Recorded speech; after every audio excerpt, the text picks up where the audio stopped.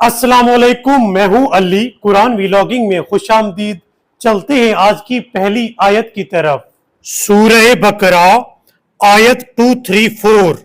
بنام خدائے رحمان الرحیم۔ اور تم میں سے جو وفات پا جائیں اور بیویاں چھوڑ جائیں تو وہ بیویاں 4 ماہ 10 دن اپنے آپ کو انتظار میں رکھیں، پھر جب ان کی عدت پوری ہو جائے تو دستور کے مطابق اپنے بارے میں جو فیصلہ کریں اس کا تم پر کچھ گناہ نہیں، اور اللہ تمہارے اعمال سے خوب باخبر ہے۔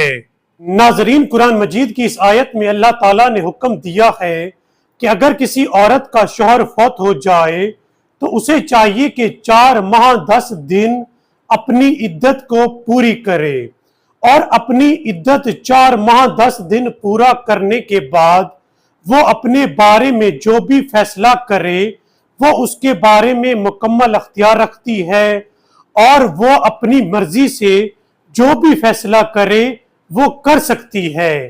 اب چلتے ہیں قرآن مجید کی اگلی آیت کی طرف۔ اور اس میں کوئی مذائقہ نہیں کہ تم اور ان عورتوں کے ساتھ نکاح کا اظہار اشارے کنائے میں کرو، یا اسے تم اپنے دل میں پوشیدہ رکھو۔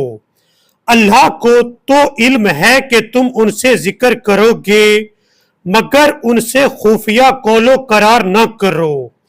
ہاں، اگر کوئی بات کرنا ہے تو دستور کے مطابق کرو، البتہ عقد کا فیصلہ اس وقت تک نہ کرو جب تک عدت پوری نہ ہو جائے، اور جان رکھو جو کچھ تمہارے دلوں میں ہے اللہ کو سب معلوم ہے، لہٰذا اس سے ڈرو اور جان رکھو کہ اللہ بڑا بخشنے والا بردبار ہے۔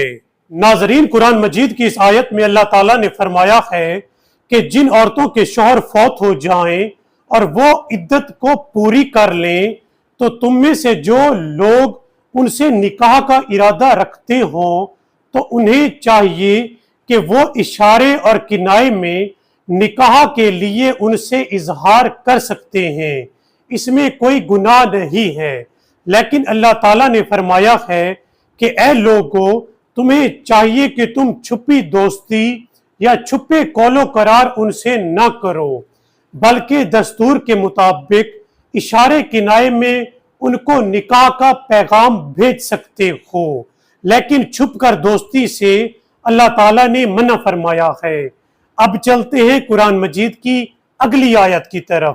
اس میں کوئی مذائقہ نہیں کہ تم عورتوں کو ہاتھ لگانے اور مہر معین کرنے سے قبل طلاق دے دو، اس صورت میں انہیں کچھ دے کر رخصت کرو، مالدار اپنی وسعت کے مطابق اور غریب آدمی اپنی وسعت کے مطابق یہ خرچ دستور کے مطابق دے، یہ نیکی کرنے والوں پر ایک حق ہے۔